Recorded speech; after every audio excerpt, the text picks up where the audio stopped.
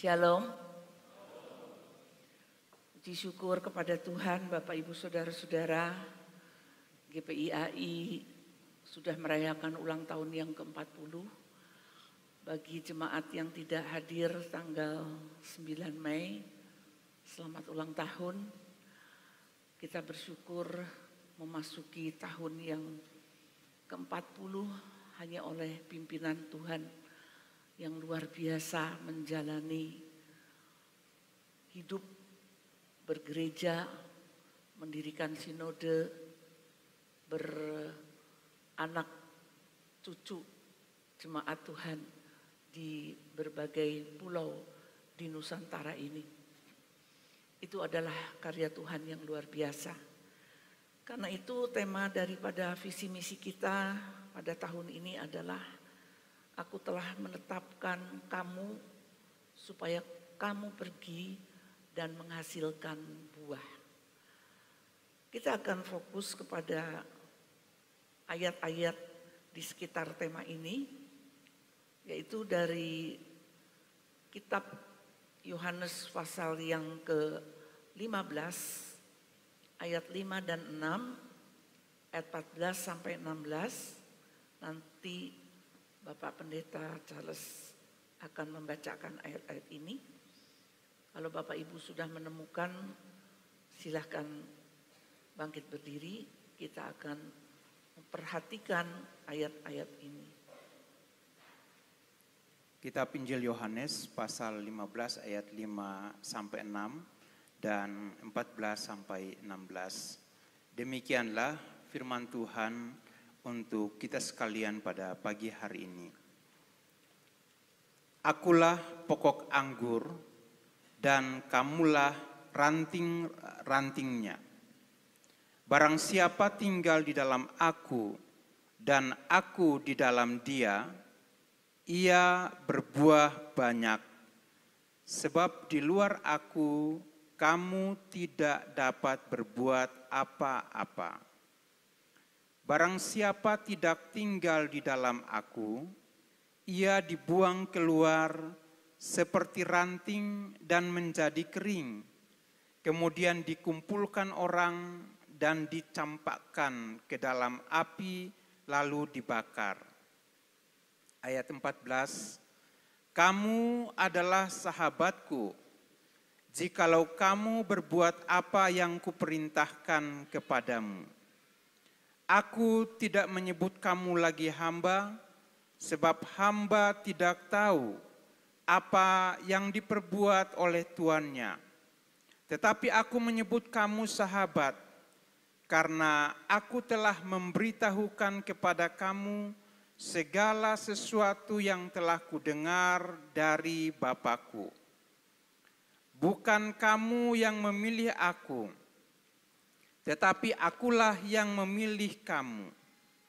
Dan aku telah menetapkan kamu supaya kamu pergi dan menghasilkan buah, dan buahmu itu tetap, supaya apa yang kamu minta kepada Bapa dalam namaku diberikannya kepadamu.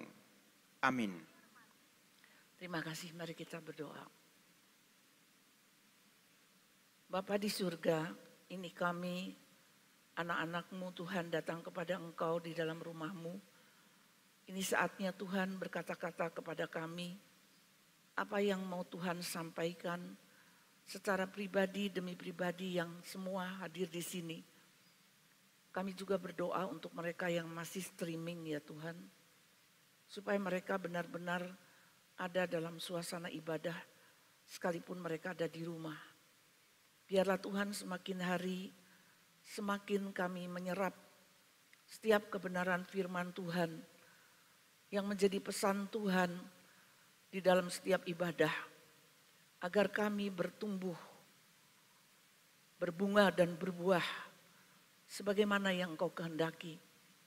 Biarlah kami membuka telinga kami, hati kami untuk memperhatikan firman Tuhan, dan jangan firman Tuhan hanya lewat dengan sia-sia dan tidak mempunyai dampak apapun dalam kehidupan kami. Karena itu marilah Roh Kudus menolong kami semua, supaya hati kami dipenuhi dengan Roh-Mu, Hamba-Mu juga dipenuhi oleh Roh-Mu dan berkuasalah atas hamba-Mu untuk menyampaikan setiap kebenaran firman Tuhan ini dan menghayatinya, bahkan melakukannya dalam kehidupan kami. Di dalam nama Tuhan Yesus Kristus kami serahkan waktu ini kepadamu. Haleluya, amin. Untuk tema besar adalah aku telah menetapkan kamu supaya kamu pergi dan berbuah, menghasilkan buah dan buahmu itu tetap. Saya mengambil subtema hari ini adalah pesan terakhir. Dalam slide yang pertama saya katakan pesan terakhir karena ini adalah pesan Tuhan Yesus sebelum dia wafat dan kemudian dia akan mati, bangkit dan naik ke surga. Jadi bulan Mei ini adalah bulan di mana menuju kepada kenaikan Tuhan. Ini adalah pesan-pesan terakhir sudah masuk di Yohanes 15 itu adalah wasiat yang penting bagi orang percaya atau wangsit. Kalau Bapak Ibu mendapatkan wangsit dari orang yang mau wafat, pasti diperhatikan dengan sungguh-sungguh, bukan? Apalagi kalau wasiat tentang warisan. Wah, itu sungguh harus dicermati betul-betul ya. Aku dapat bagian apa dari wasiat itu? Nah, ini adalah wangsit dan wasiat daripada Tuhan Yesus Kristus kepada murid-muridnya yang sangat terkenal, yang dinyanyikan oleh anak-anak sekolah minggu juga. Yesus pokok dan kita carangnya, tinggallah di dalam Dia. Ya, Bapak Ibu yang dikasih Tuhan, kenapa di dalam Alkitab itu banyak sekali menyebutkan tentang pokok anggur, baik di Perjanjian Lama maupun di Perjanjian Baru. Karena memang itu yang begitu dikenal dan banyak orang bertani anggur. Sama dengan banyaknya orang berternak domba, sapi dan lembu, juga banyak orang bertani anggur.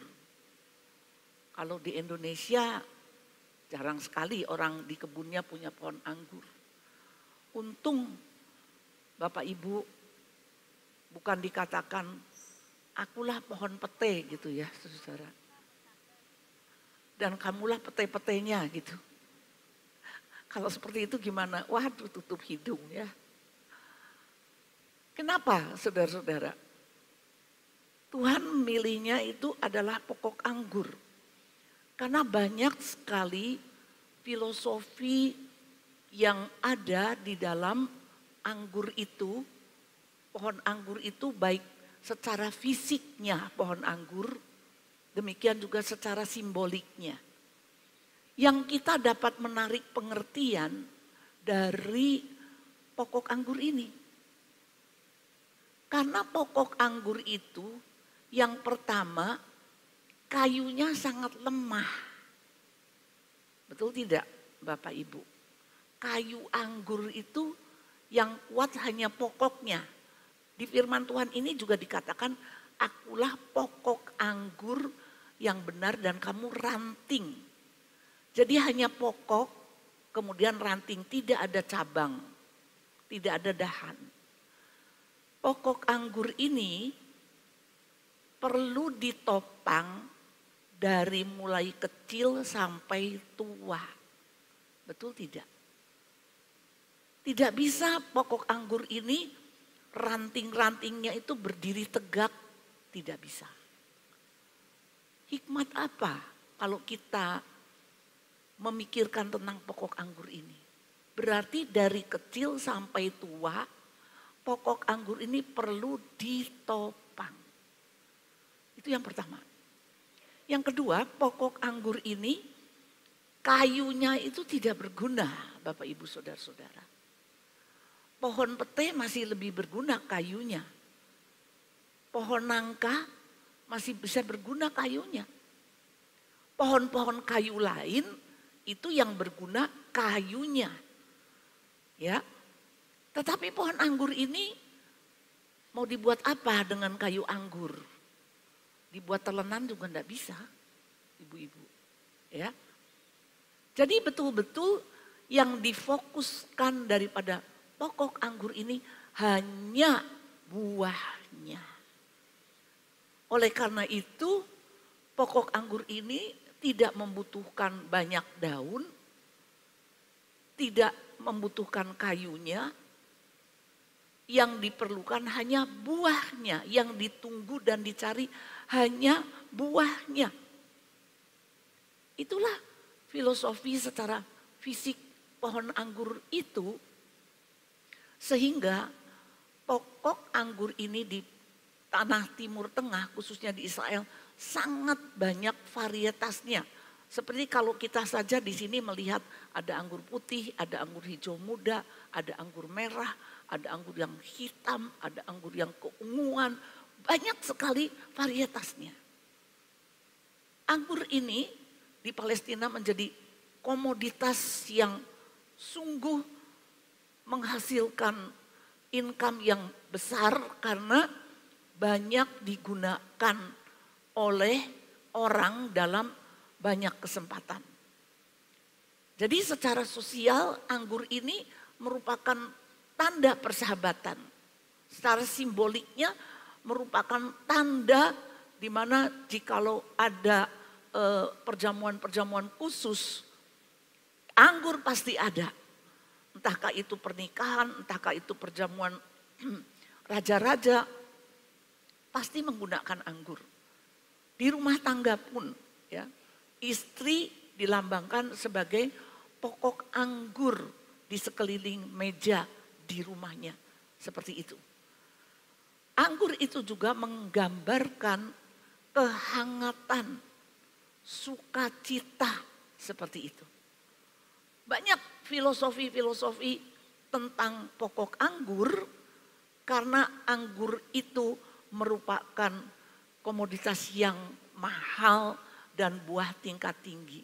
Di sini ada keluarga yang tiap hari buahnya anggur? Ada? Ada enggak? Tiap hari kalau beli buah mesti anggur. Kalau tidak anggur rasanya kurang lengkap. Begitu ada? Ada enggak?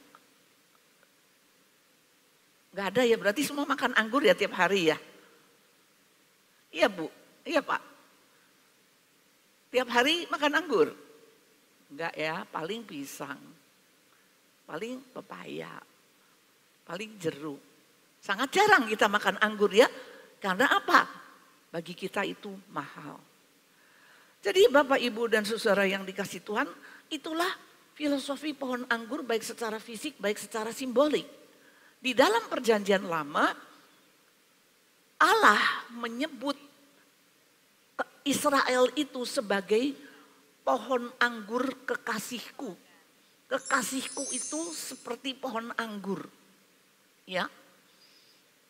Karena itu Tuhan merawat Israel sedemikian rupa, menyianginya, menyiraminya, menumbuhkannya, menantikan buahnya. Tetapi Israel itu mengecewakan Tuhan. Sehingga di dalam Yesaya pasal 5 itu dikatakan, aku menyiraminya, aku membuat menara jaga di tengah-tengahnya, aku merawatnya, tetapi anggur masam yang dihasilkannya. Artinya apa? Israel sebagai pohon anggur yang didambakan Tuhan, yang dinanti-nantikan oleh Tuhan itu kecut, saudara-saudara. Buahnya itu tidak sesuai dengan harapan Tuhan. Itu semua adalah karena perbuatan-perbuatan Israel sebagai kekasih Tuhan itu mengecewakan.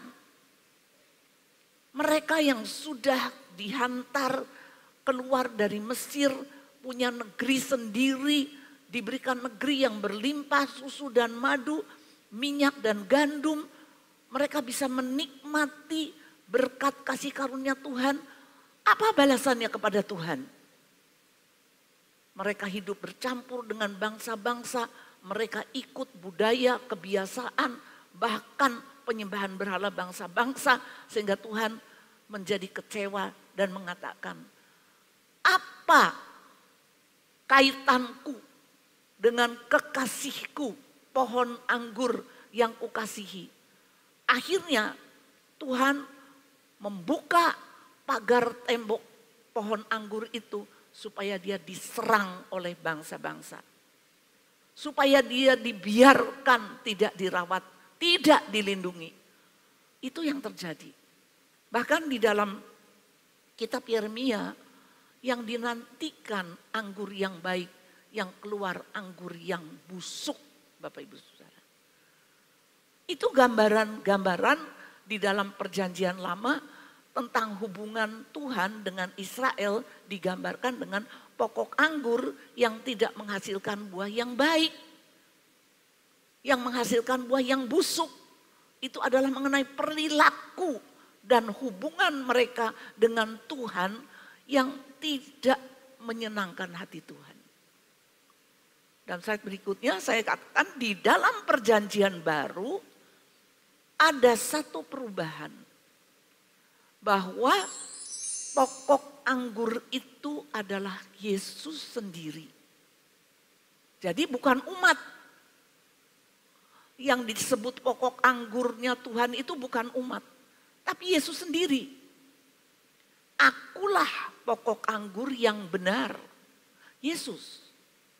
Dan kamulah itu adalah murid-muridnya pada waktu itu. Dan kita sekarang, Bapak Ibu, Saudara dan saya, ranting-rantingnya. Ini hubungannya berarti lebih personal Bapak Ibu Saudara. Kalau di perjanjian lama itu hubungannya Allah dan umat Israel secara keseluruhan. Umat Israel secara keseluruhan itu pokok anggur. Tetapi di dalam perjanjian lama sudah sangat berbeda karena apa? Akulah pokok anggur yang benar, Bapakku pengusahanya. Jadi Bapak tetap merawat, memantau. Dan Yesus mengatakan, barang siapa yang tidak berbuah, yang tidak tinggal di dalam aku, itu pasti tidak berbuah. Kalau kamu tinggal di dalam aku, kamu akan berbuah. Kalau kamu tidak tinggal di dalam aku, kamu tuh tidak bisa berbuat apa-apa. Jadi apa yang dikatakan Tuhan Yesus ini tidak sulit dimengerti ya sebetulnya, saudara-saudara. Yang dikatakan oleh Tuhan Yesus itu jelas. Apalagi bagi mereka yang di Israel sana, mereka bisa benar-benar melihat bahwa memang hal lain dari pokok anggur ini apa? Sulit perawatannya.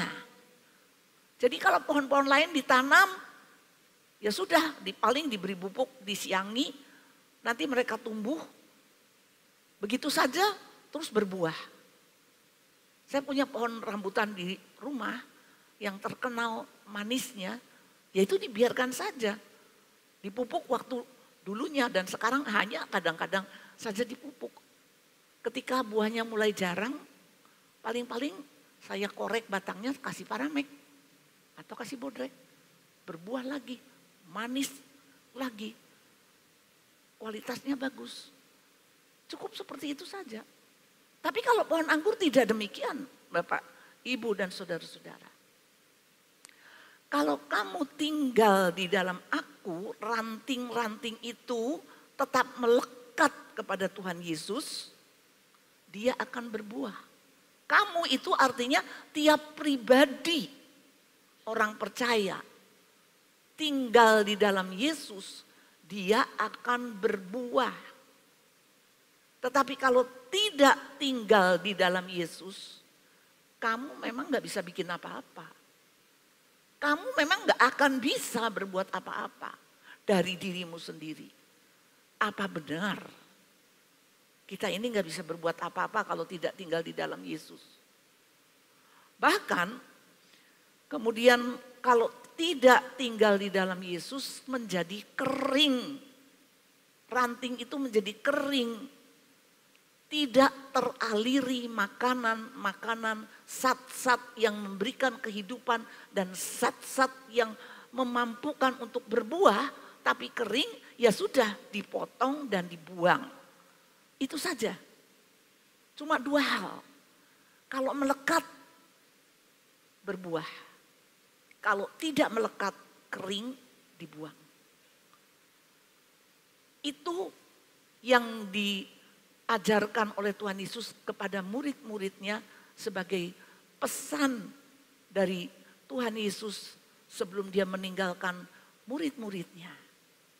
Hal ini dikatakannya Bapak Ibu dan saudara-saudara yang dikasih Tuhan adalah supaya segala firman yang sudah diajarkan Tuhan Yesus selama Tuhan Yesus ada bersama-sama dengan murid-muridnya, selama Tuhan Yesus mengajar dari mulai dia mengajar yang pertama sampai kepada pesan yang terakhir, pesan-pesan itu tinggal di dalam murid-muridnya, pengajaran-pengajaran itu Bapak Ibu Saudara. Itu adalah firman yang hidup, yang memberikan makanan, yang memberikan zat-zat untuk memberdayakan murid-muridnya mampu melakukan apa yang diperintahkan oleh Tuhan. Jadi dengan demikian wangsit yang diberikan itu adalah seluruh ajaran dan firman yang sudah keluar dari mulut Tuhan Yesus itu sampai pada hari yang terakhir itu yang harus benar-benar dihidupi oleh murid-muridnya. Itu yang akan memampukan mereka untuk bisa berbuat apa-apa, saudara-saudara. Namun demikian, selanjutnya dalam slide yang berikutnya, Yesus bukan cuma ingin muridnya itu hanya murid. Karena Tuhan Yesus akan pergi. Gurunya akan pergi. Tapi Yesus ingin status yang lebih lagi, yaitu murid-muridnya menjadi sahabat, saudara-saudara. Bukan lagi hamba, kamu bukan lagi hamba. Aku ingin supaya kamu menjadi sahabat. Ini berarti sebuah relasi yang lebih dekat lagi, saudara-saudara. Itu keinginan Tuhan Yesus kepada orang percaya. Bukan cuma murid, bukan cuma hamba. Aku tidak menyebut kamu lagi hamba. Padahal kita seringkali, inilah hambamu ya Tuhan. Pakailah hambamu ya Tuhan. Kami hamba-hambamu. Untuk Tuhan Yesus itu masih kurang. Karena apa? Hamba Tuhan. Mentalnya itu hamba. Hamba itu mau tidak mau adalah budak. Apakah seorang budak ini bisa memahami semua pemikiran tuannya? Apakah tuannya itu akan menceritakan semua pikiran-pikiran daripada tuannya ini kepada hambanya? Tentu tidak, Bapak Ibu Saudara. Apakah hamba ini akan mendapatkan wangsit, akan mendapatkan wasiat daripada seluruh apa yang dimiliki oleh tuannya? Tentu tidak.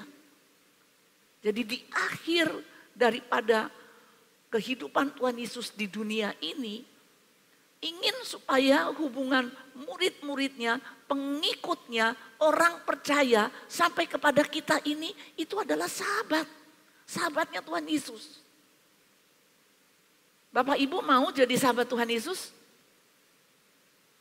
Gak ada jawaban. Bapak Ibu mau jadi sahabat Tuhan Yesus? Amin.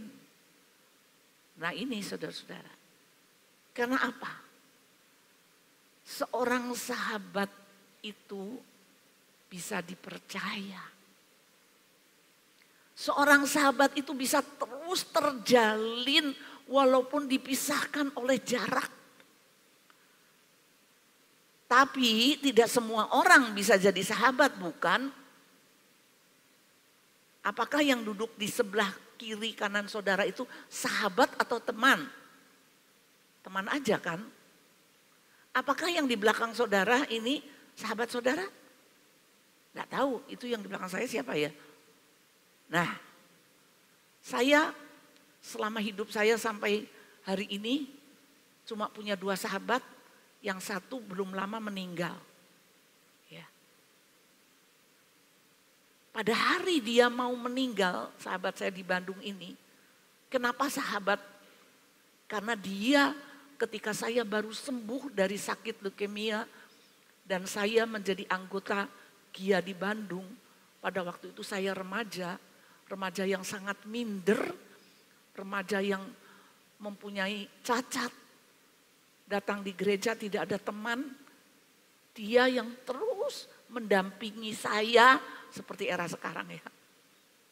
Karena saya belum mengenal lingkungan gereja, belum punya teman yang dekat, terus mendampingi saya sampai ketika berpisah karena saya sekolah di Semarang. Dan pada hari dia mau meninggal itu, dia pergi untuk membelikan bros untuk saya. Dia minta suaminya mengantarkan cari bros untuk Nela.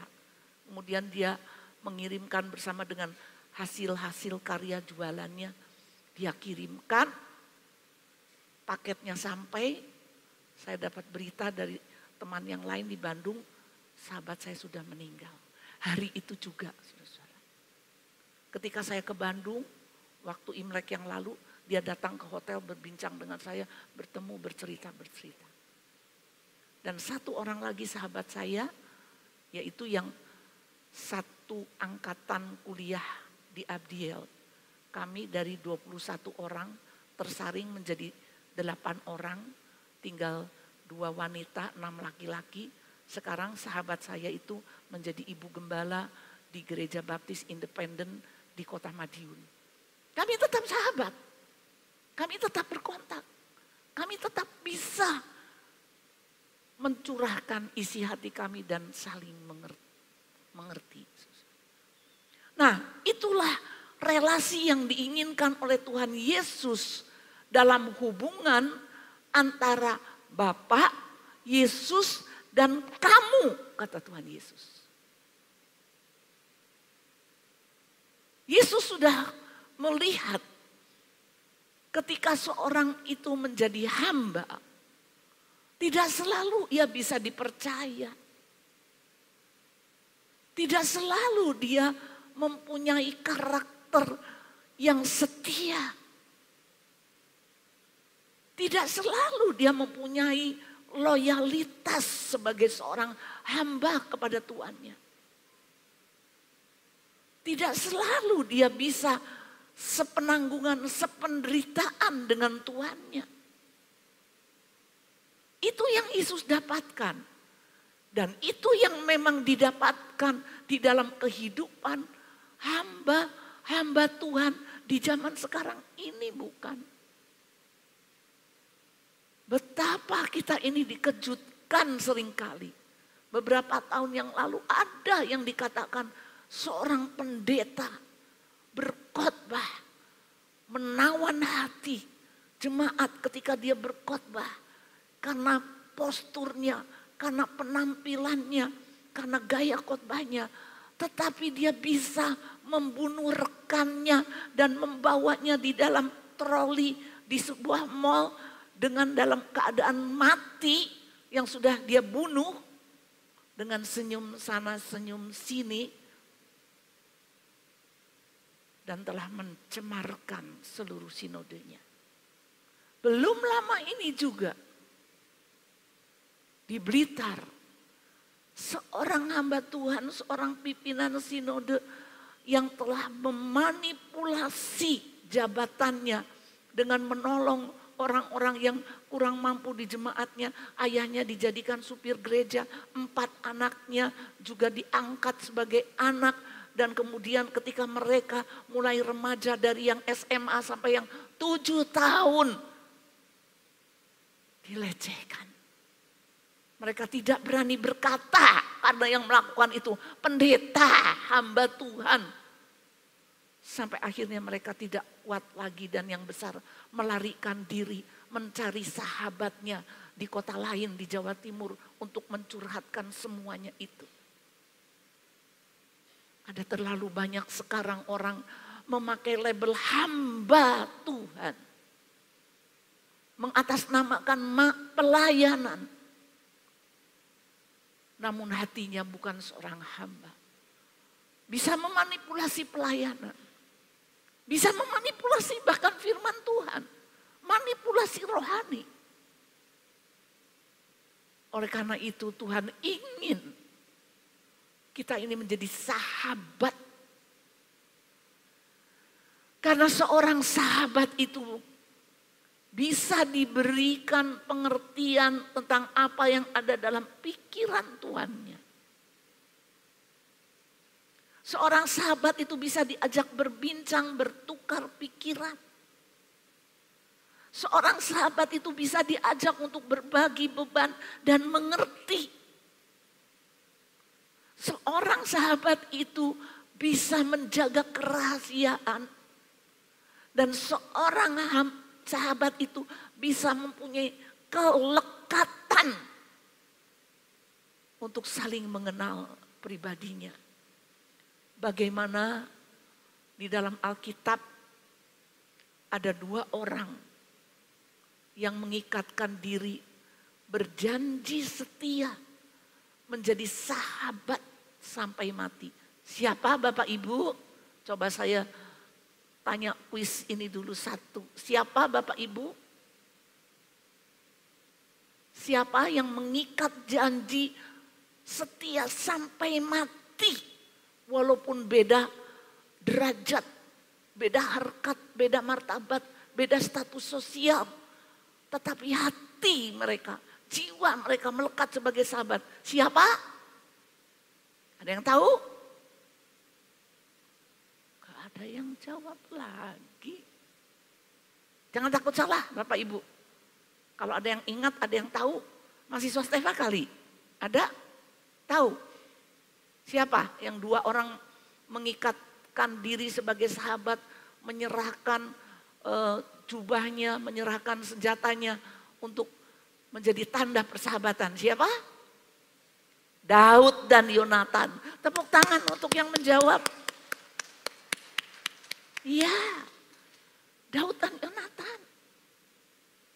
Yonatan berani bertaruh untuk menghadapi Saul, orang tuanya sendiri yang mengejar-mengejar Daud, kakak iparnya. Yonatan berani berseberangan dengan Saul, ayahnya sendiri, ketika dia tidak mendapati kesalahan apapun pada Daud.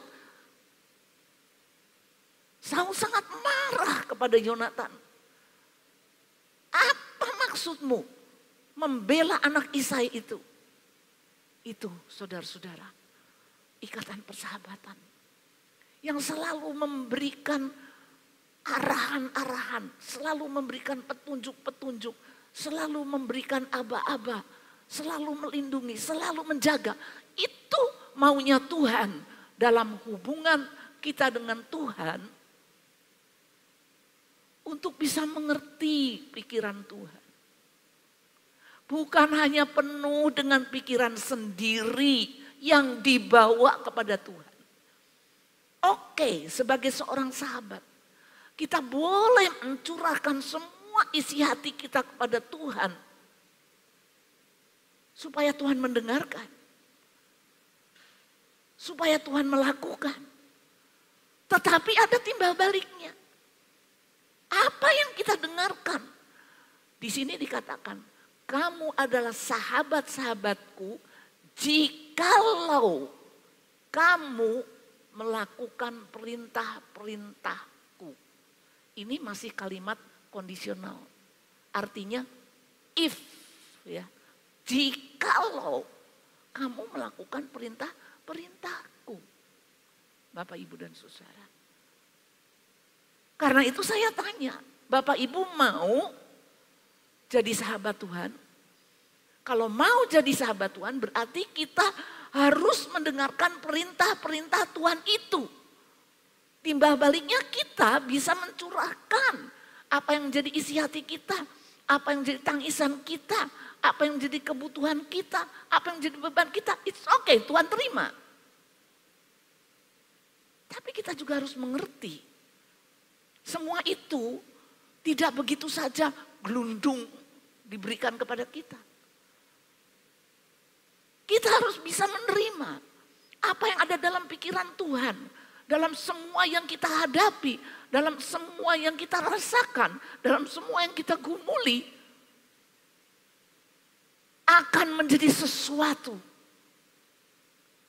yang membuat pribadi kita diubahkan.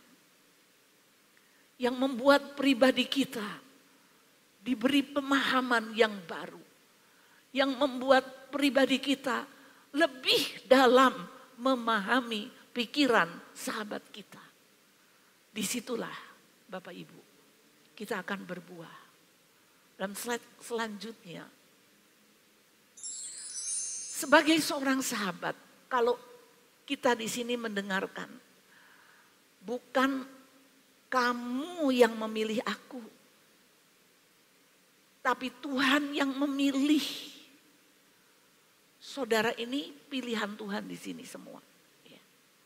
Bu Ibu, kalau milih buah, itu paling pinter kalau beli buah ya. Pegang, wah ini sudah agak bonyok, ganti lagi. Wah ini yang masih segar, wah ini yang masih asam, ini kira-kira terlalu muda. Pilih, akhirnya masuklah di dalam keranjang kita.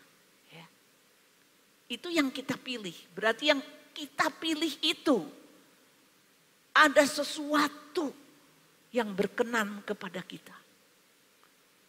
Kalau Tuhan mengatakan bukan kamu yang milih Tuhan, bukan.